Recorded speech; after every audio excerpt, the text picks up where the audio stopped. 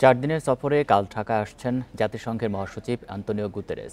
বুধবার রাজধানীর foreign service একাডেমিতে ব্রিফিংয়ে প্রধান উপদেষ্টা প্রেস সচিব শফিকুল আলম জানান, শুক্রবার 1 লাখ রোহিঙ্গার সঙ্গে ইফতার করবেন আন্তোনিও গুতেরেস ও অন্তর্বর্তী সরকারের প্রধান উপদেষ্টা অধ্যাপক মোহাম্মদ ইউনূস। এই ঈদে জামা জুতো অ্যাক্সেসরিজের ডিসকাউন্ট। উপ প্রেস সচিব আজাদ মজুমদার জানান, আন্তোনিও গুতেরেস বৃহস্পতিবার বিকেল 5টায় ঢাকায় আসবেন। শুক্রবার প্রধান উপদেষ্টা ও পররাষ্ট্র উপদেষ্টার সঙ্গে সাক্ষাৎ করবেন তিনি। পরে প্রধান উপদেষ্টাকে সঙ্গে নিয়ে যাবেন রোহিঙ্গা শিবিরে। সেখানে প্রায় 1 লাখ রোহিঙ্গা নিয়ে ইফতার করবেন প্রধান উপদেষ্টা ও আন্তোনিও গুতেরেস। পরে শনিবার মহাসচিব জাতিসংঘের ঢাকা কার্যালয় পরিদর্শন করবেন। এরপর জাতীয় ঐকমত্য কমিশন ও সুশীল সমাজের সঙ্গে বৈঠক করবেন তিনি। এছাড়া সংবাদ সম্মেলনেও অংশ নেবেন।